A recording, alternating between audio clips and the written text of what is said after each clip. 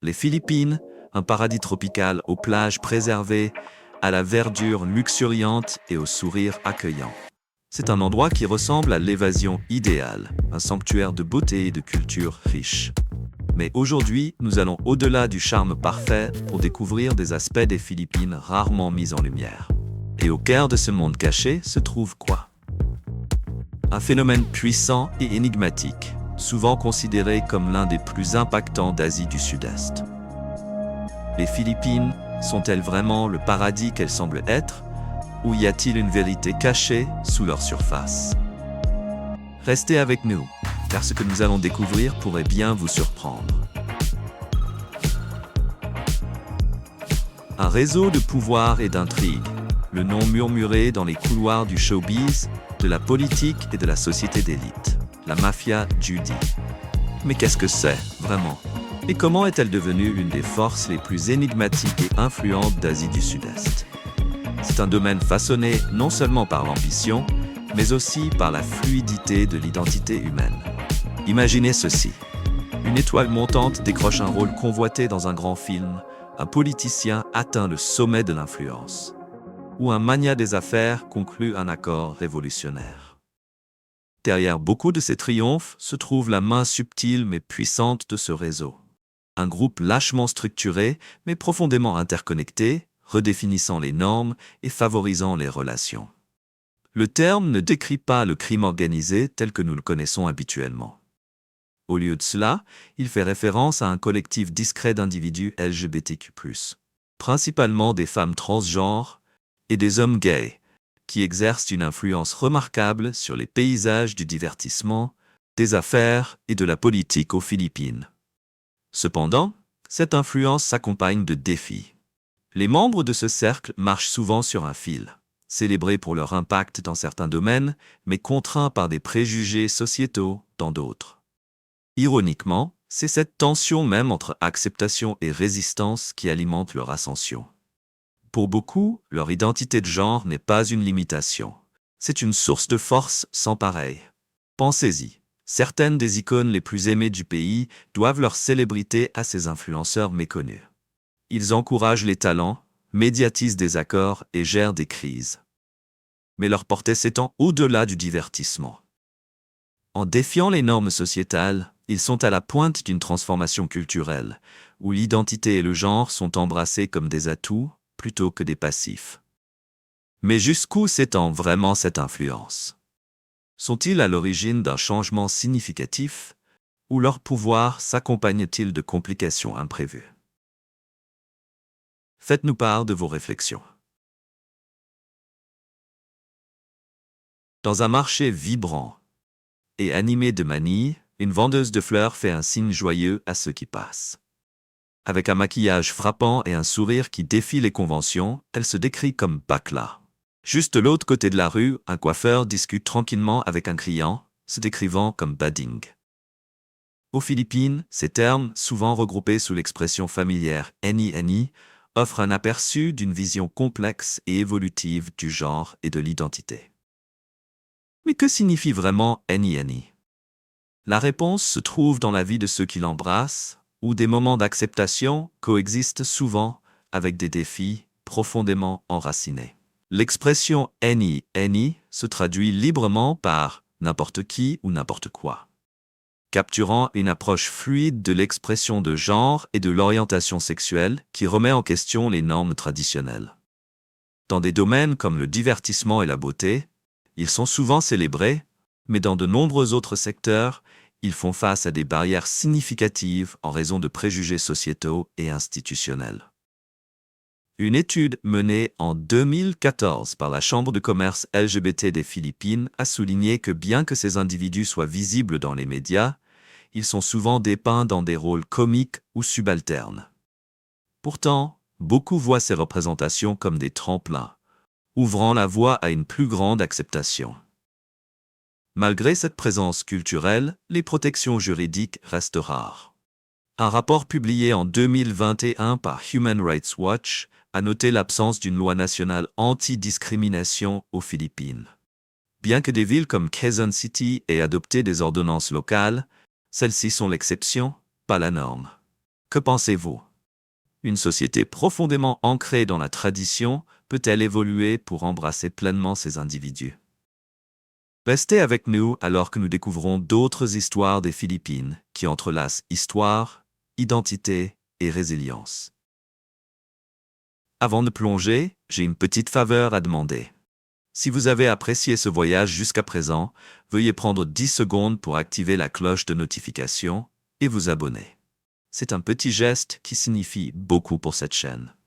Et en retour, je promets de continuer à vous apporter des histoires encore meilleures. Marché conclu.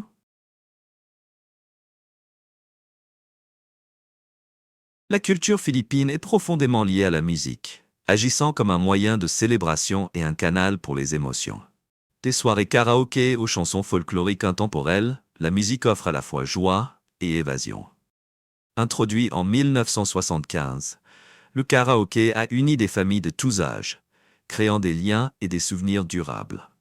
Malgré des défis tels que des difficultés politiques et économiques, la musique reste une forme d'expression vitale, donnant une voix à ceux souvent négligés. Les artistes de rue et des festivals comme Sinulog et Paillas mettent en avant cette résilience, illustrant la fierté et la communauté. La véritable force de la musique réside dans son pouvoir de connecter des personnes de divers horizons. Sous son extérieur festif, la musique offre également du réconfort et constitue une plateforme paisible pour discuter de questions sociopolitiques. La musique philippine représente l'équilibre entre joie et lutte, symbolisant une culture qui persévère tout en travaillant vers un avenir meilleur. Elle pose une question cruciale. La musique guérit-elle vraiment ou ne fournit-elle qu'un soulagement temporaire? Ce paradoxe encapsule l'histoire de la musique philippine. Bien que la musique offre du réconfort, la question persiste. Peut-elle vraiment réparer les blessures de l'inégalité? Ensuite, nous allons découvrir comment les tensions sociopolitiques suscitent des mouvements qui façonnent l'avenir des Philippines.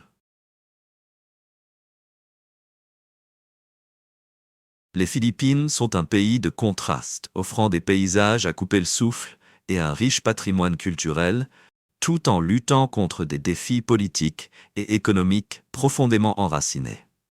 Depuis son passage à la démocratie en 1986, la nation fait face à des problèmes persistants de gouvernance, de corruption et à un fossé toujours croissant entre riches et pauvres. Près de 23 millions de Philippins vivent dans la pauvreté, tandis qu'une petite élite contrôle une grande partie de la richesse du pays. Ce fossé est particulièrement visible dans le contraste entre des villes prospères comme Manille et des zones voisines souffrant de difficultés économiques extrêmes. La corruption et le détournement de ressources publiques persistent, alimentant la frustration envers un système politique que beaucoup estiment favoriser les riches. Ce mécontentement a suscité un activisme de base et des troubles sociaux, avec des manifestations et des mouvements alternatifs plaidant pour le changement. Ces mouvements trouvent souvent leur expression dans des sous-cultures comme les scènes musicales underground et l'art de rue, en particulier dans les milieux urbains où l'inégalité est la plus prononcée. Alors que la corruption et l'inégalité persistent, ces mouvements continuent de croître, alimentés par des appels à l'équité et à la justice. Qu'ils restent en marge ou qu'ils inspirent une transformation sociétale significative reste incertain. Cependant, ils reflètent une nation cherchant activement des moyens de relever ces défis. Le fossé entre l'élite riche et la majorité défavorisée demeure une caractéristique déterminante des Philippines, ces mouvements offrant des aperçus d'un avenir plus inclusif. Dans un pays marqué par de tels contrastes, que se passe-t-il lorsque les rues éclatent en protestation et que les mouvements underground deviennent la voix des silencieux?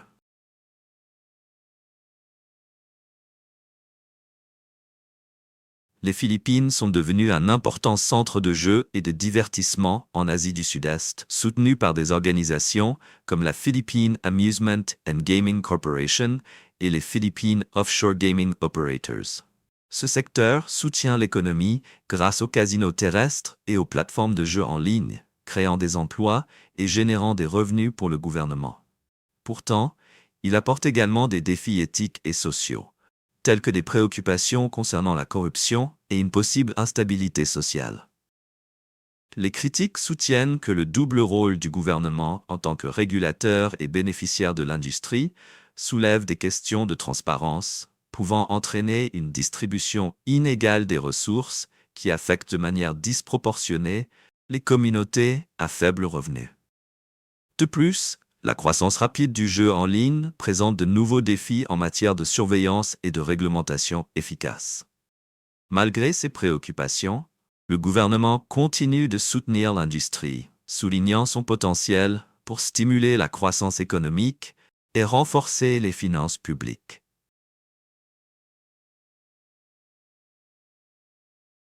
L'histoire des Philippines, façonnée par des siècles de domination espagnole et américaine, continue d'influencer ses systèmes politiques, sociaux et économiques. De 1565 à 1898, la colonisation espagnole a introduit le catholicisme et un gouvernement centralisé, mais a également apporté une souffrance significative aux Philippins. Après la guerre hispano-américaine en 1898, la domination américaine a mis en œuvre des réformes telles que l'éducation occidentale et un système juridique moderne. Cependant, ces réformes ont souvent bénéficié à l'élite, laissant une grande partie de la population dans la pauvreté. Même après avoir obtenu son indépendance en 1946, le pays a continué à lutter avec les héritages coloniaux, y compris la concentration de la richesse et du pouvoir. Au lendemain de la Seconde Guerre mondiale, les Philippines figuraient parmi les nations les plus développées d'Asie.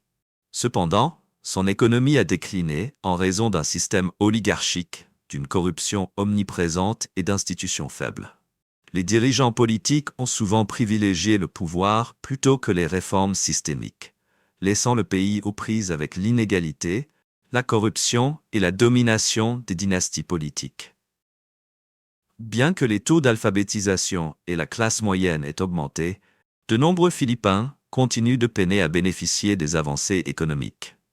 Alors que les Philippines continuent de relever ces défis, elles font face à une concurrence féroce de voisins en développement rapide comme Singapour et la Corée du Sud.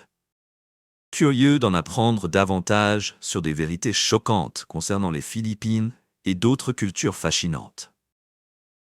Appuyez sur le bouton j'aime, abonnez-vous et activez la cloche pour être le premier à découvrir notre prochaine exploration.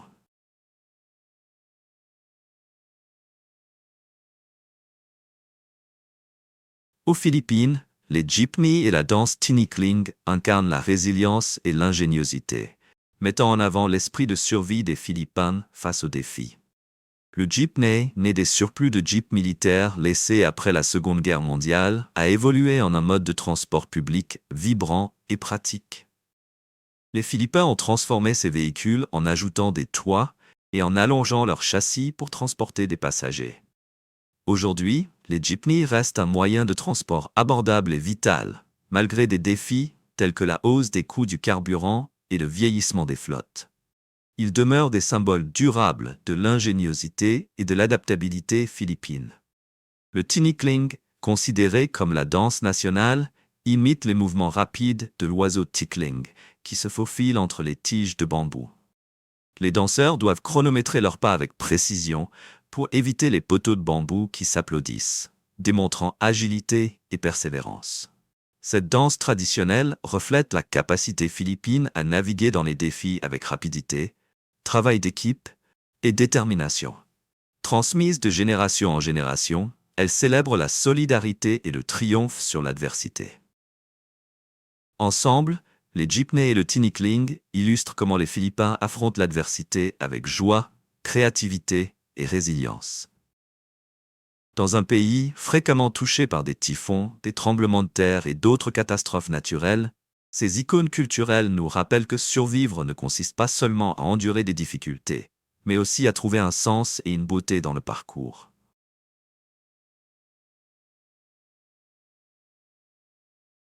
Les Philippines sont célébrées pour leurs paysages à couper le souffle et leur culture vibrante, mais elles font face à des défis significatifs. Une part substantielle de la population, en particulier les femmes et les enfants, demeure vulnérable. À partir de 2024, Environ 16% des Philippins vivent en dessous du seuil de pauvreté. De nombreuses familles dans les zones rurales luttant au quotidien. Cela pousse souvent les individus à chercher de meilleures opportunités. Mais certains tombent victimes de fausses promesses d'une vie meilleure à l'étranger, entraînant des difficultés supplémentaires. Une préoccupation pressante est la vulnérabilité accrue des femmes et des enfants, tant à l'intérieur du pays qu'à l'étranger. Les avancées technologiques ont introduit de nouveaux risques, certains devenant des cibles d'exploitation. Malgré ces dangers, d'innombrables survivants font preuve d'une résilience extraordinaire. Et des organisations telles que l'International Justice Mission et Tahanan ng Pagmamahal fournissent inlassablement un soutien et recherchent la justice. Cependant, des obstacles persistants comme la corruption et les ressources limitées demeurent des défis significatifs. Les victimes font souvent face à une stigmatisation sociale, ce qui peut les décourager de demander de l'aide.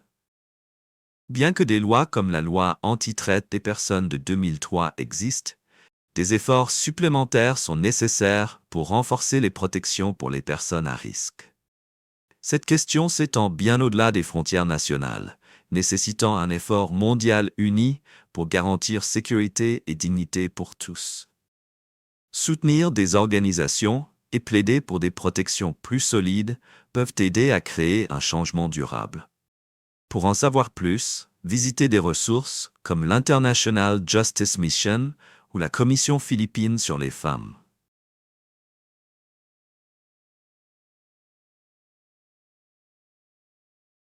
Les Philippines sont une nation de résilience, où la survie signifie souvent tirer le meilleur parti de ce qui est disponible.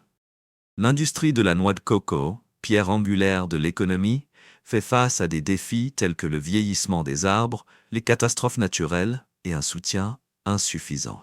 Connue comme l'arbre de la vie, la noix de coco soutient un tiers de la population, faisant des Philippines le deuxième producteur mondial de noix de coco.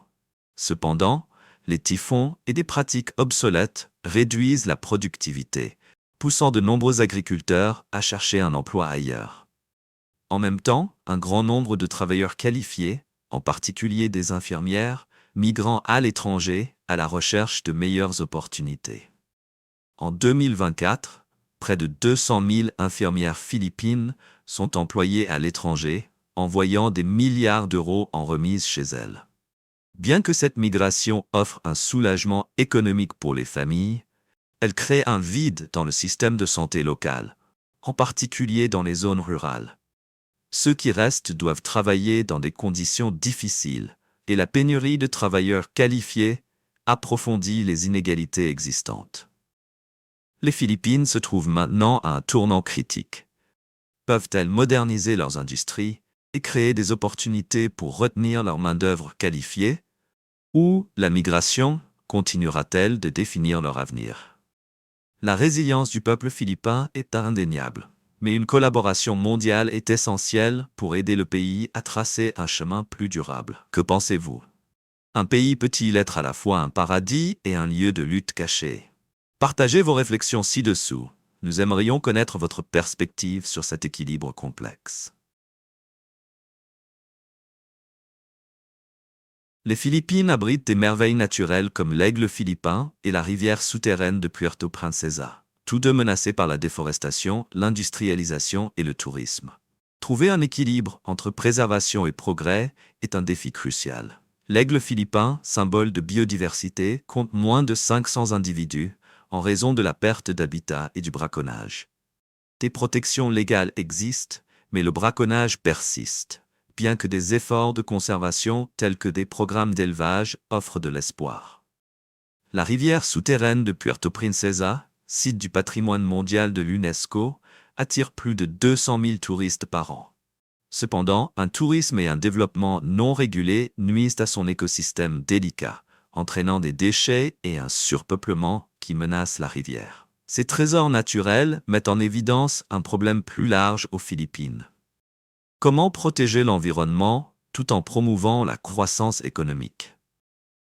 Le tourisme et l'industrialisation présentent à la fois des opportunités et des risques, mais l'application des lois de protection reste faible. les Philippines doivent poursuivre des solutions durables, telles que des réglementations plus strictes, l'écotourisme et des moyens de subsistance alternatifs pour protéger leur environnement, tout en favorisant le développement. Avec une sensibilisation environnementale mondiale croissante, le pays a une chance de devenir un leader en pratiques durables et de préserver son patrimoine naturel unique. Boracay, autrefois un havre tropical paisible, est devenu célèbre pour ses plages de sable blanc et ses eaux cristallines. Au milieu des années 2000, il avait évolué en une destination touristique animée, attirant les visiteurs par sa beauté époustouflante, ses complexes hôteliers de luxe et sa vie nocturne animée. Cependant, le développement rapide a entraîné de graves problèmes environnementaux. En 2018, l'île faisait face à de graves problèmes, notamment la pollution, une mauvaise gestion des déchets et des dommages à son écosystème fragile. En réponse, le gouvernement philippin a fermé Boracay pendant 6 mois pour permettre sa réhabilitation et a mis en œuvre des réglementations environnementales plus strictes. En 2024, les plages de Boracay étaient visiblement plus propres, et les entreprises avaient adopté des pratiques plus durables. Bien que ces changements aient été positifs, le tourisme exerce toujours une pression immense sur l'environnement délicat de l'île. Gérer l'équilibre entre le tourisme et la conservation demeure un défi majeur, avec le surpeuplement et la pression sur les infrastructures continuant d'impacter l'île.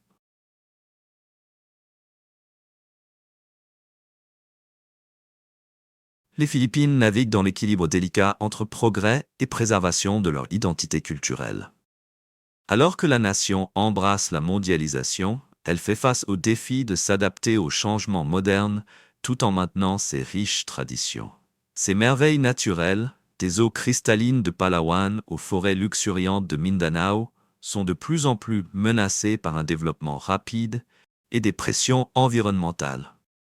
Malgré ces obstacles, les Philippines restent culturellement vibrantes, avec plus de 170 langues et des traditions profondément ancrées, y compris des festivals colorés et une forte foi catholique. L'urbanisation et les influences occidentales transforment la société philippine, en particulier dans des villes comme Manille et Cebu. Bien que l'économie ait cru, alimentée par des industries comme le BPO, les envois de fonds et le tourisme, la pauvreté persiste, surtout dans les zones rurales où près de 16% de la population vit en dessous du seuil de pauvreté. Le fossé entre les élites urbaines et les communautés rurales continue de se creuser. Une question cruciale pour les Philippines est de savoir comment concilier leur patrimoine culturel avec la modernisation. L'avenir du pays dépend de sa capacité à équilibrer réformes politiques, croissance économique et préservation de ses traditions. Une histoire captivante alors que les Philippines font face aux complexités d'un monde en rapide évolution. Si vous avez aimé la vidéo d'aujourd'hui, n'hésitez pas à cliquer sur le bouton j'aime et n'oubliez pas de vous abonner à la chaîne. Votre soutien compte énormément pour nous. Cliquez sur la vidéo qui apparaît actuellement sur votre écran. Je suis sûr que ce contenu va vous plaire. Dites-nous en commentaire quel pays vous aimeriez voir présenté sur notre chaîne. Merci beaucoup d'avoir regardé et à très bientôt dans la prochaine vidéo. Nous sommes ravis que vous soyez ici aujourd'hui. S'il vous plaît, laissez un commentaire, aimez la vidéo pour nous soutenir et abonnez-vous pour plus de vidéos. À bientôt.